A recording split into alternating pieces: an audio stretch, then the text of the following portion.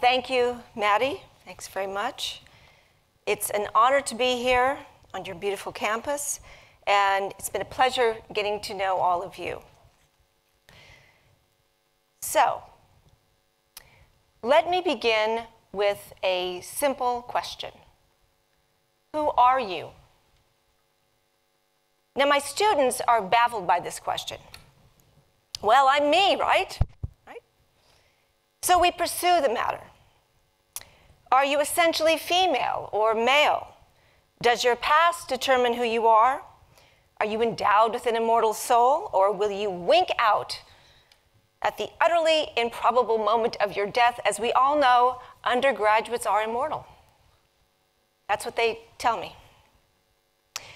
Of course, even a cursory glance at this question makes it clear that there's an important truth to be confronted. Your metaphysical commitments matter. Now, what is metaphysics?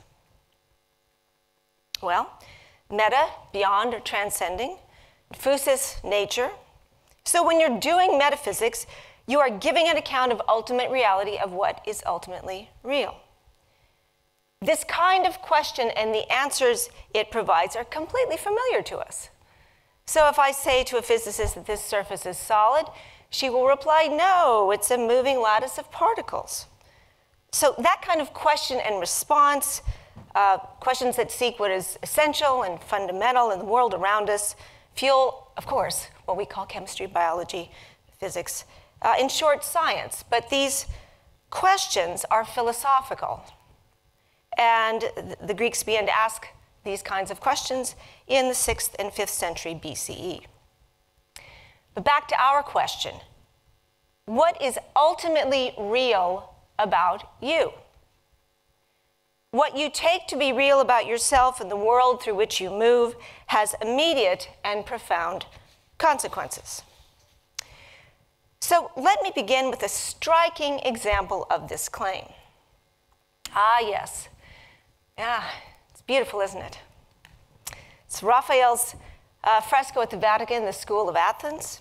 And here we see Plato and Aristotle clearly gesturing towards what they take to be real. Yes? These gestures are potent, and we will return to them. But let's begin with Plato, who surely stands at the beginning of metaphysical thinking in the West. The central feature of Platonic metaphysics, as some of you know, is, of course, the theory of the forms. And this diagram, which is called the divided line for obvious reasons, is taken from one of Plato's dialogues, The Republic, and let's take a look. As you can see, this is a scale of what is real. Now, in order to assess what reality is, we need to have a definition of it. Plato's is straightforward. For something to be real, it must be perfect, unchanging, and eternal. So, what in this room is real?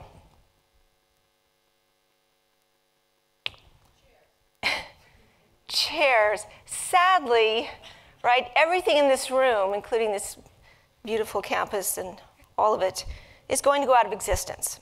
Concepts are therefore that which is most real. They neither wax nor wane, and they are necessary and not contingent. Hence the Platonic forms from eidos, form. So here's the standard example I'm obliged to give you. What's this? What's this? What's this?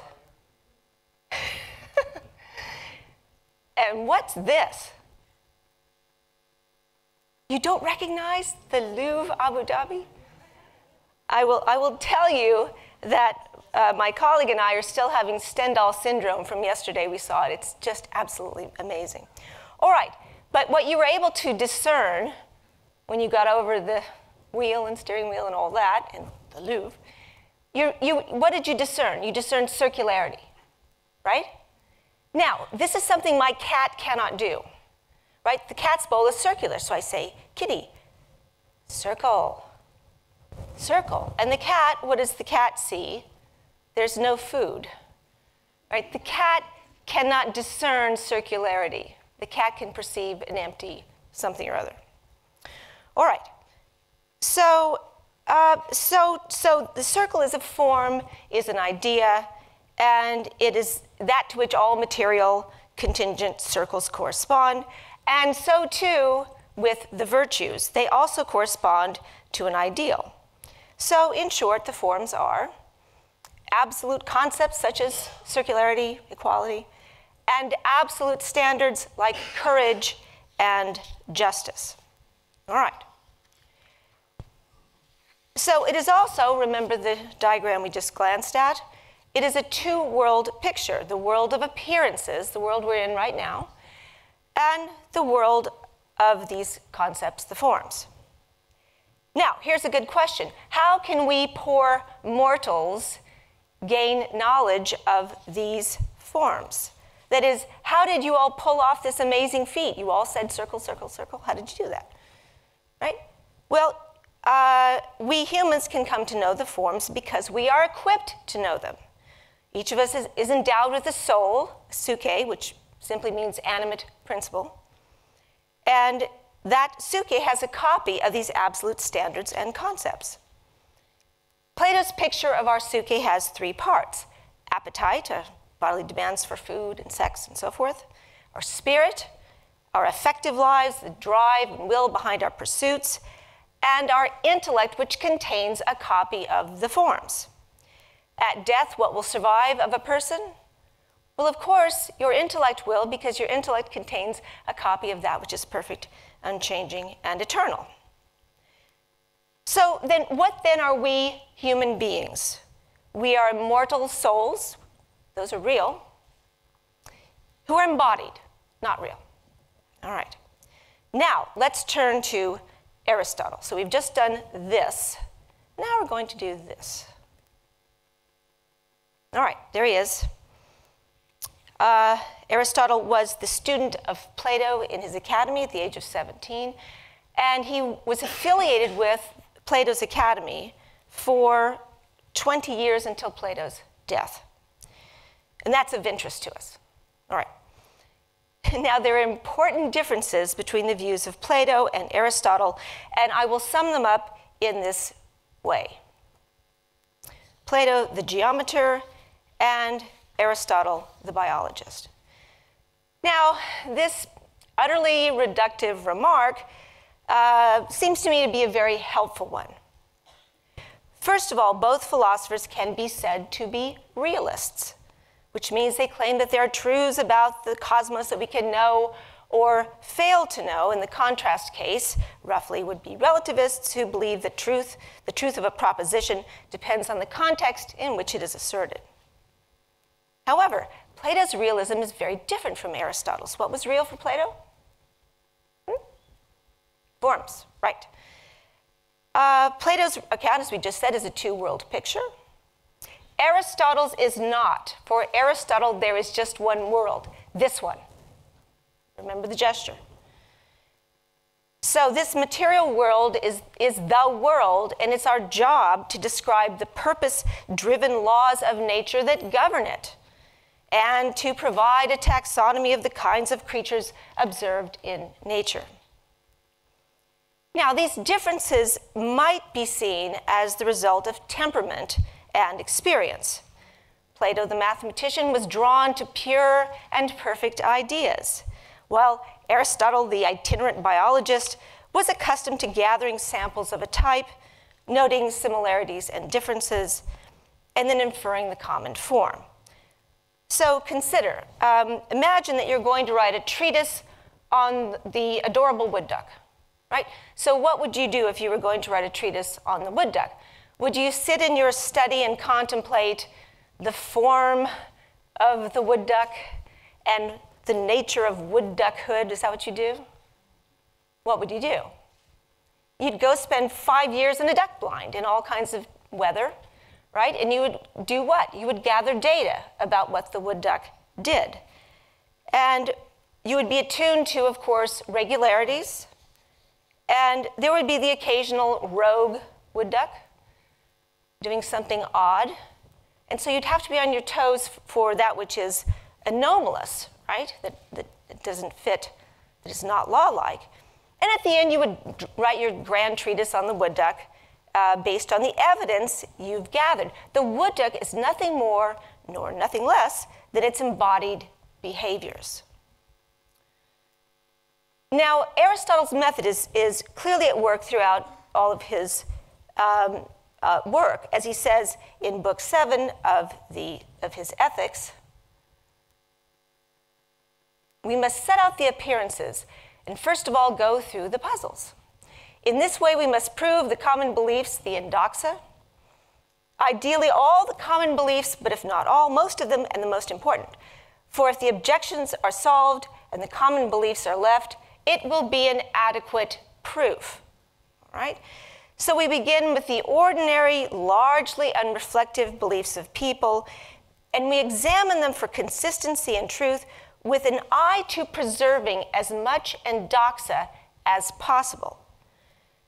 Now, you can see why this has to be the case for Aristotle. If we're trying to figure out human nature, part of the relevant data will be what we say about ourselves, right? And we do say a lot of things about ourselves. So a kind of mutual adjustment goes on between gathering the data, what's the endoxa, what's being said, and what's the behavior, and theorizing about it, but you want to stay very close.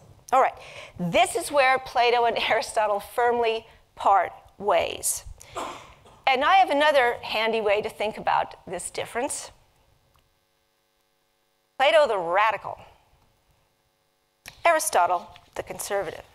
Now, I don't mean the usual kind of noisome political distinction. I mean that Plato was willing to theorize beyond appearances, whereas Aristotle wants to accommodate, make sense of appearances. Now, both strategies have obvious power and appeal. Both have their drawbacks. Gee, the sun rises in the east and sets in the west, doesn't it? No. So the triumph of the heliocentric account over the geocentric account is precisely due to radical thinking of the Platonic sort. Aristotle, however, wishes to conserve endoxa, right? Commonly held opinion. Well, what do most people say about women? Well, clearly in the ancient world, women were subordinate to men. They were the property of the relevant male, the father, husband, uncle, brother. The only jobs that women could have in this society were, of course, prostitution, right? Vegetable seller, wet nurse, not much scope for advancement there. And here's the startling outcome. Plato and Aristotle, dwelling in the same culture, draw very different conclusions. For Plato, human beings are all essentially the same. Despite the manifold differences in appearance, these differences are not real. Plato claims that everyone is endowed with a copy of the forms. Women, men, and as we see in his dialogue, the Meno, slaves. Because all persons have the same innate equipment, it follows that anyone with a gift for thinking should be permitted to hold the highest offices in the ideal state. That's, of course, the subject of his dialogue, The Republic. Socrates argues that some men and some women are going to have this talent, and they should be educated and groomed in like fashion. The class of rulers in Plato's ideal state will include those women and men who have an aptitude for discerning the forms, that is, knowing reality. And that sounds like a good thing for rulers to be able to do. So Plato looks around his culture and sees that women are indeed disenfranchised, uneducated, essentially not members of the civic body. And yet he has the radical thought, it could be otherwise. For Aristotle, the human animal exists in a hierarchy, and he shapes his political thought in accordance with this. Aristotle looks at the very same society that Plato does and draws the opposite conclusion. women and slaves must be in the position they're in for some reason. It must be their nature. So, Aristotle's biological thinking is driven by his metaphysical commitment to conserving appearances and to what is commonly believed. Aristotle thus defines the canonical human as male, since the male has the full complement of the rational capacity. The female has it, but it's without authority, as he says, and therefore she must be subordinate to him. Now, it's rarely the case in the history of philosophy that we get to settle a question, but this one is. And by Aristotle's own empirical light. Plato argues that some persons will have a talent for thinking, and that those who do should rule the state. Aristotle claims that the social and sexual hierarchy he observes in his culture must reveal something about nature itself. The problem with this kind of empirical thinking is that you have to deal with anomalies, right? So you might have the occasional brilliant woman or the occasional brilliant slave, but what about scores of them? Thousands, millions. So clearly modernity has amply demonstrated that Plato's radical thinking about human ability is right. Well, I hope you can see that your metaphysical commitments matter. And there we are again. And oh, by the way, here's yours truly. And you can see which side I'm on, Team Plato. And that's actually Plato's Academy, which you can, it's very wonderful. It's in the outskirts of Athens, and that's it. It's an archaeological dig right in the middle of a park and a playground. So there I am throwing in my lot with Plato. He won that round, but trust me, there's many more battles to fight. You need to now ask yourself, what do I take to be most real about myself? Well, in the West, we do descend in great measure from these two potent and compelling accounts of human nature. And of course, Christian theology really takes up Neoplatonism, this idea of the immortality of the soul. That's very important. And now I'd like to discuss two philosopher descendants of these two views, Nietzsche and Sartre, and both of whom are anti-essentialists. That is, their respective accounts of human nature reject something that is fixed and given, an essence. Although that rejection is quite different for each. It's interesting. So let's begin with Nietzsche's account of human nature. In his vexing, rhapsodic, and often confrontational way, he argues that human beings are fundamentally creatures made of cultural habits and customs, as well as the entrenched biases, prejudices, and predilections that are part of that inheritance. In fact, Nietzsche makes use of a vivid and powerful metaphor to describe the human constitution, and let's look at it. All right. Learning transforms us. It does that which all nourishment does, which does not merely preserve, as the physiologist knows. But at the bottom of us, right down deep, there is, to be sure, something unteachable. A granite stratum of spiritual fate, of predetermined decision and answer to predetermined selected questions. In the case of every cardinal problem, there exists an unchangeable "this is I." One sometimes comes upon certain solutions to problems which inspire strong belief in us. Perhaps one thenceforth calls them convictions. Later one sees them as footsteps to knowledge, signposts to the problem we are, more correctly, to the great stupidity that we are, to our spiritual fate, to the unteachable, right down deep. And speaking as a professor, the idea of that which is unteachable is really rather depressing.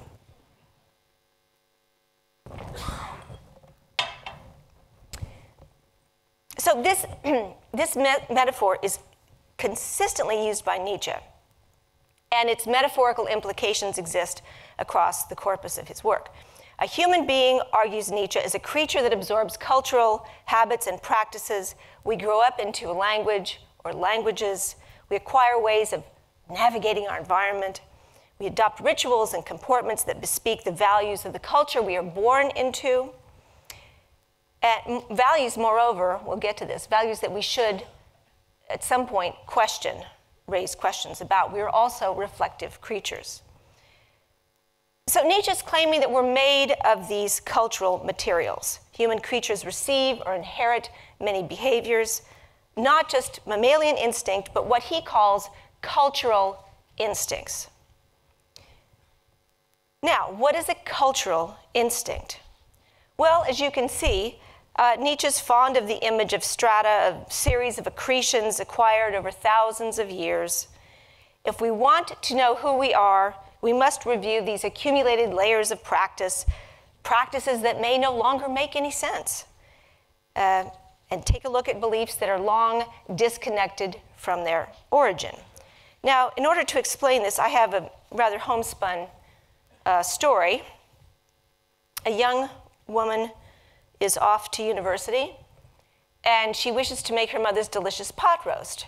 And she remembers that her mother always cut off the end of the roast, and she's trying to think about why she would do that. So she calls her mother, "Mother, why did you do that?" And she says, "You know, I don't know. My mother always did that. Let's give Grandma a call." So they do. And grandmother says, "My pan wasn't big enough." So, we inherit behaviors, right? Behaviors that structure our lives, all that cutting off of the end of the roast, without fully understanding their origin. Not that origins are privileged, but it's the path that's taken that is instructive. So this is why we must become, at Nietzsche's urging, genealogists, and to use the complementary trope, archaeologists. And here's the first section of his work, Daybreak. In this book, you will discover a subterranean man at work, one who tunnels and mines and undermines, going forward slowly, cautiously, gently, inexorable, without betraying much of the distress which protracted deprivation of light and air must entail. You might call him contented working there in the dark, and indeed, my patient friends, I shall now tell you what I was after down there. I descended into the depths. I tunneled into the foundations. I commenced an investigation and digging out of an ancient faith, one upon which we philosophers have for a couple of millennia been accustomed to build as if on the firmest of all foundations, and have continued to do so even though every building hitherto erected on them has fallen down. I commenced to undermine our morality. So, we are made of these seriously intransigent cultural practices of the ages, granitic, as he says. On the other hand, our very composite nature calls us to investigate this material of which we're made. If we want to know who we are, and that's the question, who are we? We have to review these accumulated layers of practice, and much of what we find may be disconcerting or very disappointing. I give you the pot roast pan. But we've got to take his metaphor seriously. We really do. When he says that we are granitic and a deep stupidity, what he means is that to change some of those views, and you can never know in advance which ones they will be, right, will take the equivalent of dialogic earth-moving machinery. So in this passage, this is exactly what Nietzsche is proposing to do, to go down to the depths and dig up the ancient foundations of our moral behavior, and thus find the deeply inconsistent and irrational material that is hidden there. And here we see that Nietzsche his project is really rather the reverse of Plato's. Instead of moving forward from the obscure and irrational terrain of custom and habit towards the light of reason, we move from our certainties about our beliefs into the twilight domain of inheritance. So the passage from beyond good and evil thus becomes clear. Our deep stupidity, our granite stratum, that is what we are made of and what we've inherited. The life of feeling for Nietzsche is older than the life of reason. And our conscious reflecting on why we do what we do cannot possibly do justice, says Nietzsche, to the vast unconscious reservoir of drives and instincts that primordially constitute every one of us. Now, we've just come a long way from Plato and Aristotle. This is a thoroughly modern view of the self. We are not, as Plato would have it, an immortal soul. We are not an animal, as Aristotle would have it, who dwells in a polis, a city-state. Instead, each one of us is an admixture of social location and grooming and the cultural heritage that informs our development from the first moment. So, who are you according to Nietzsche? Well, you are a contingent and unique combination of cultural material expressed in a particular place and time. Thus, the Platonic soul lives on in a fashion in that we are made out of claims like these. A person becomes who she has been socialized to be, but much of that material is metaphysical in nature.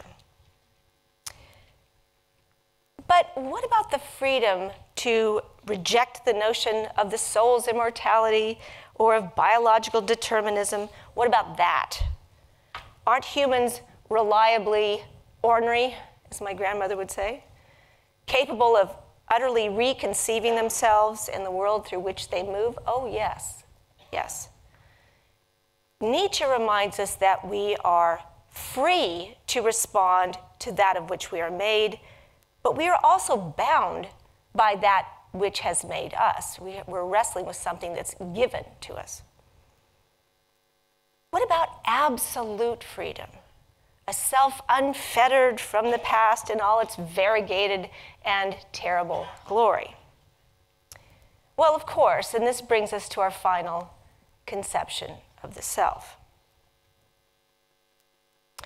There he is, Jean-Paul Sartre, and his colleague, Simone de Beauvoir. There they are in their later years, and there I couldn't resist giving you the where the existentialists, the place where they no longer exist. And it's interesting. Their gravestone in Montparnasse, in the cemetery they're buried, is now covered in lip prints. People come and kiss their gravestones. It's really quite cute. So they provide us with existentialism. I'm sure all of you have a rough idea what existentialism is, right? It sounds kind of fruity and ill-kempt, like you're going to put on a beret and drink absinthe and hang out at Les Deux Magots, which sounds a little fun, I suppose.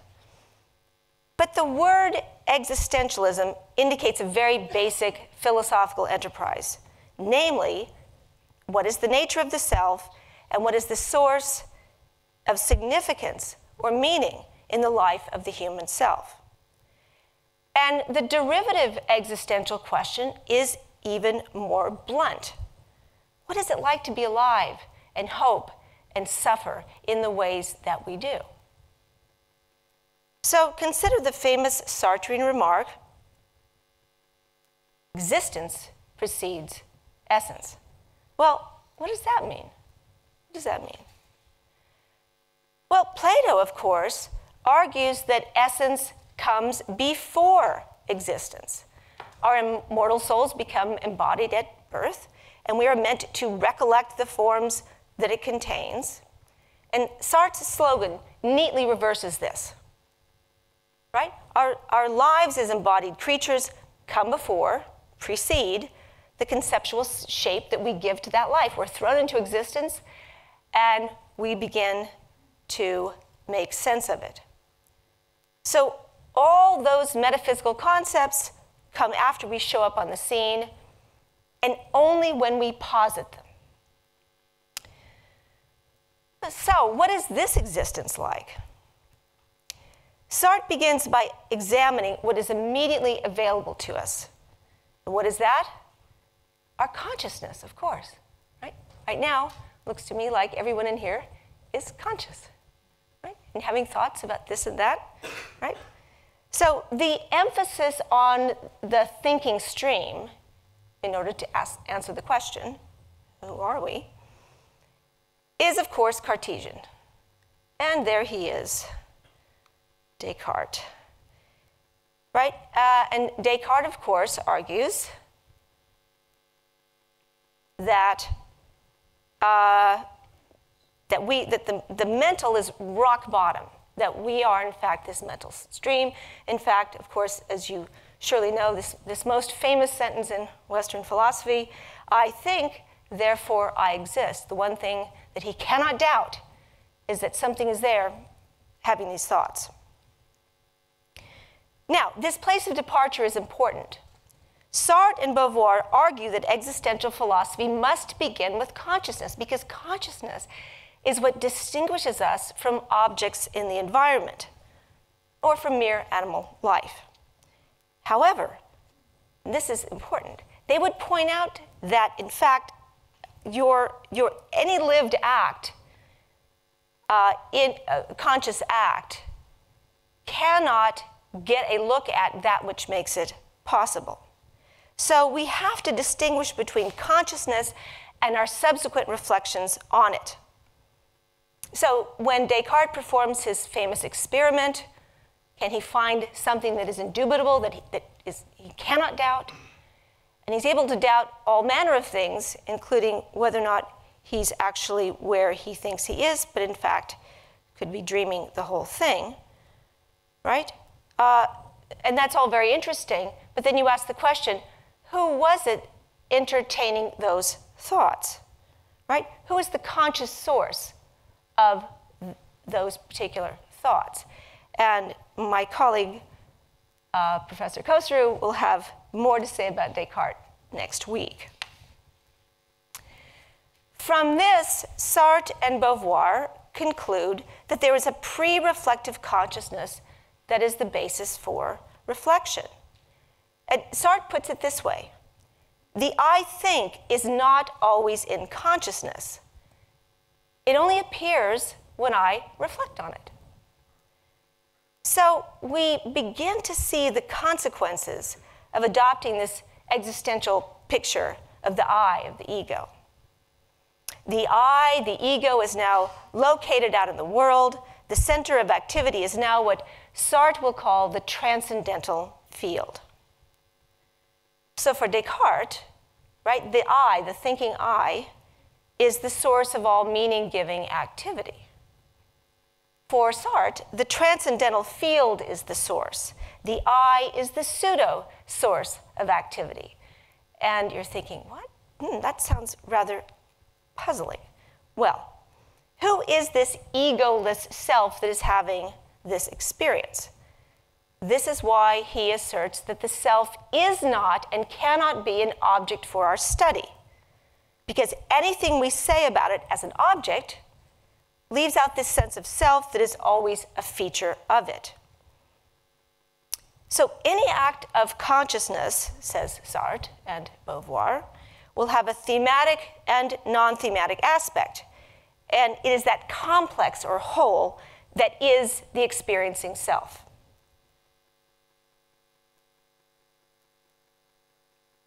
This is the so-called two-tiered account of consciousness. Your consciousness, right now, says Sartre, your consciousness is both non-positional and positional. So this is what he means when he describes, a very antique example, describes the streetcar as something to be caught.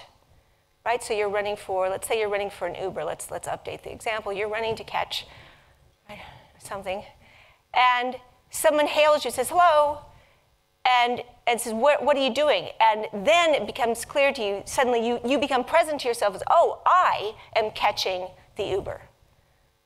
Right, were you thinking about that a moment before? I think not. You were thinking, wait. You were focused on the car. So consciousness for Sartre is pure, open awareness. That's who you fundamentally are in this picture. It is open receptivity to everything. So our positional consciousness, which is all we could ever come to know, right? You cannot know pure open awareness, it has no content, but you're aware of course, you're positing all the world around you. So imagine, right? You posit as you were stopped when you were running for that car. Oh, I am running for the car, right? We got chair was given as an example earlier, so we got chair, right? Bus to be caught, all right? Now let's try this one. Professor Silverstein, right? Now, were you thinking about being Professor Silverstein? No. But suddenly you spring into, right? There you are. But where were you a moment before? Right. Yeah. All right. So I'll keep going. So male, right? Alarm clock to answer, we know that one. Right? Evil, holy, and we could keep going, but I think you get the picture. That the positing activity is that's what we do. In fact, we are, as he would put it in his Sartrean way, we're condemned to do it. We're the positing creature. But what makes that possible? And what makes it possible is this open field of awareness that is perfectly empty. All right, so we get it wrong, says Sartre, if we attribute, right, all of this to a reified ego, to an I, right? In other words, that reverses the order of constitution. That you are fundamentally this ability to posit, and when you are aware of yourself as Professor Silverstein, or I, or me, whatever, right, that emerges from this conscious field. So this is all to say, and you've already drawn the conclusion that you should. Who are you fundamentally? You're nothing. Which sounds a little alarming, right? But we could put it in a more cheerful way. We could say you are pure potential, or indeed pure open awareness. But the point is that you are featureless, fundamentally. The features you have and the features of the world you move through are there because you put them there. And that's a kind of disturbing thought as well. All right, now we enter the properly existential dimension of this account. Sartre tells us that traditional accounts of the mind, like Plato, like Descartes, ones that claim that we have an ego, a soul, a self, right? These accounts turn us into an object, and to do this is to flee from the existential demands of being human. And what would those demands be? Right? Well, given what you are fundamentally, aren't you a pure freedom if you have no features or characteristics or qualities? Right? So such accounts that give you a soul, give you an ego, give you a self, right, are fleeing from the freedom, the radical freedom that characterizes consciousness. So our acts and ourselves are reflectively constructed. They do not, on this picture, flow from a source or nature. And the addition of the ego structure to this receptivity of consciousness provides a kind of illegitimate placeholder. Now, the disagreement with traditional accounts, like Plato, like Aristotle, like Descartes, I could keep going, is twofold.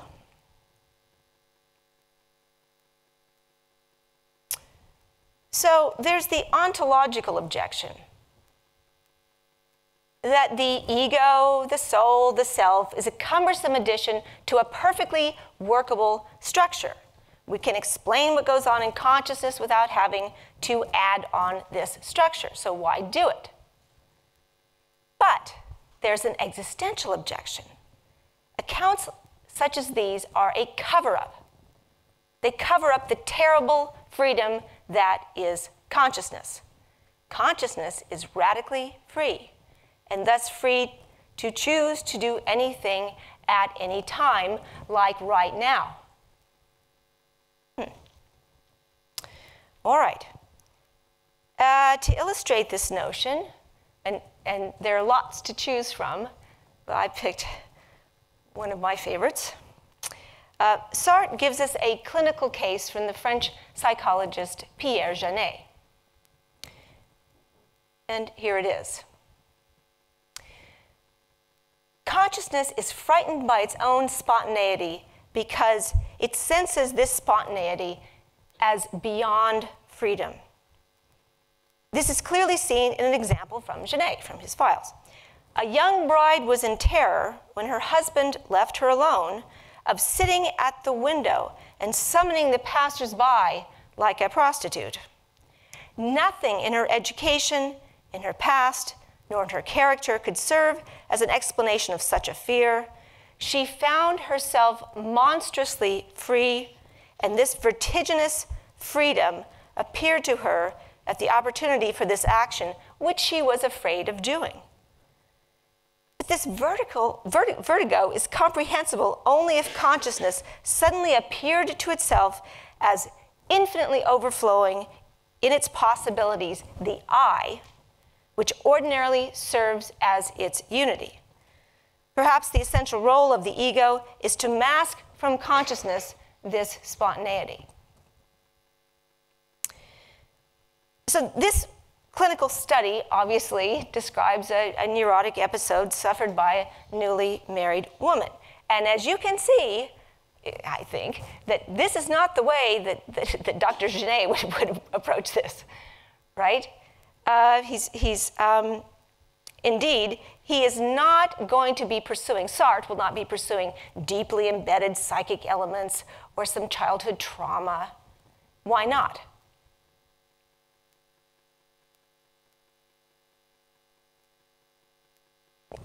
Right, because she is fundamentally nothing. She's fundamentally pure open awareness. So we're not going to proceed in the traditional psychological pursuit, right? So the source of her trouble cannot be some trauma from her past. He rejects that. Now, like Nietzsche, Sartre is an anti-essentialist. Right? But notice the profound difference here. There will be no archaeological dig, will there? That, I presume, would be the Nietzschean approach. What is it within you, right, that has created this disturbance? Can't do that because she is fundamentally, as you just said, pure open awareness and lacking content altogether. Sartre's diagnosis is as follows. In the turmoil of the radical transition, and you have to remember this is in the earlier part of the 20th century in France, right? That this young woman who suddenly, by saying some words to the civic authorities, to the religious authorities, by saying words, right? Suddenly she has a new name. She has a new residence. She has a new rights. It's dizzying. Go from one to the other by speaking a few words. And Sartre argues that she becomes it's vertiginous because she gets a frisson of her fundamental freedom, that she is fundamentally pure open awareness. And that, yes, she's now acquired new dishes, a new address, a new name, all of that. She has this new identity that's very carefully constructed. But how did that happen? It's because she chose to do so. And she could choose to do otherwise. And she's becoming aware of this. And the awareness is, in fact, the source of her neurotic response. So, back to our question. Who are you? You'll have discovered that the title of my talk and its disjunct is misleading. The self, yourself, is both discovered and made. It is discovered in the kind of archaeological work that Nietzsche urges us to do, and there we will uncover remnants of our Platonic and Aristotelian past and a great deal of other material, bits and pieces, the cultural stuff that constitutes us. Beauvoir and Sartre also recognize that we bear the stamp of our cultural lineage, but that we are free at every moment, right now, to change what we are doing to become other than we are. In this account, your nothingness is a ticket to anything you can conceive. Again, who are you? An immortal soul? A biological, hierarchical, civic animal?